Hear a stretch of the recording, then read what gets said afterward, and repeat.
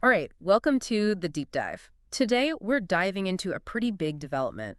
We've got 11 countries deciding to shift away from using the US dollar for trade. Yeah, it's a fascinating situation for sure. We're talking about Armenia, Azerbaijan, Belarus, Kazakhstan, Kyrgyzstan, Moldova, Russia, Tajikistan, Turkmenistan, Uzbekistan, and Ukraine, all looking to lessen their reliance on the dollar. So the big question is, what does this move mean, not just for the global economy, but also for you? Exactly. So let's take a deep dive into this decision by these former Soviet states, all members of the CIS, to use less of the dollar in their trade starting in 2025. We want to unpack the reasons behind it, the potential impact, and why it might be even more significant than it first appears. Right, because the dollar has been the king for so long. Absolutely. I mean, since World War II, the US dollar has been the world's main reserve currency. Think about it. Something like 80% of global trade, including oil and other essential stuff, happens in US dollars. It's a position of huge influence. But that might be changing. We've got these 11 nations, and just to be clear, we're talking about Armenia, Azerbaijan, Belarus, Kazakhstan, Kyrgyzstan, Moldova, Russia, Tajikistan, Turkmenistan, Uzbekistan, and Ukraine, all aiming to dial back their dollar use in trade starting in 2025. And what's really interesting is this is a coordinated move within the CIS. It really makes you wonder why they're doing this.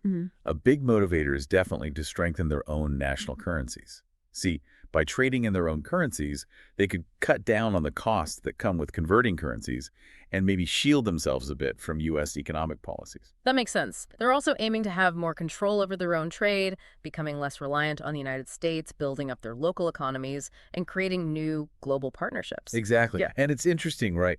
Because, well, the dollar, it has been the currency for international trade. absolutely. So this move is kind of a big deal. And what makes it even more fascinating is Russia seems to be leading the charge.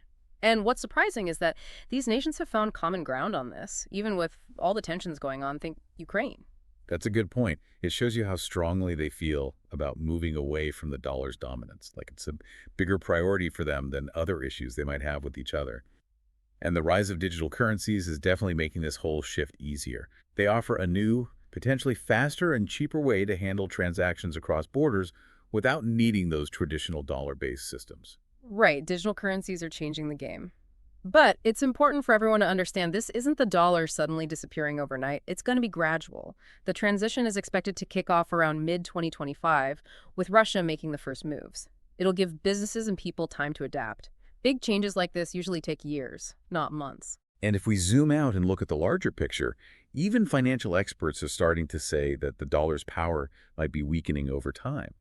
For example, you've got Joyce Chang from JP Morgan saying that the dollar's dominance might be on a downward trend over the next few decades. So while the dollar is still strong right now, this move by these 11 nations is a really significant first step. It could be the beginning of a shift in the global financial order. So, what does this mean for everyone listening right now? Well, the dollar is still the main player. There's no doubt about that. But this coordinated action is a clear sign that things are moving in a different direction. It's something to keep an eye on. Yeah. And it really begs the question, could this be the start of a real decline in the dollar's global power? And that leads us to something for you to think about.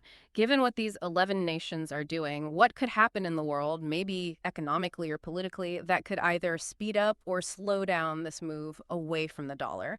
And what could the long-term consequences be for global trade and even your own finances? It's definitely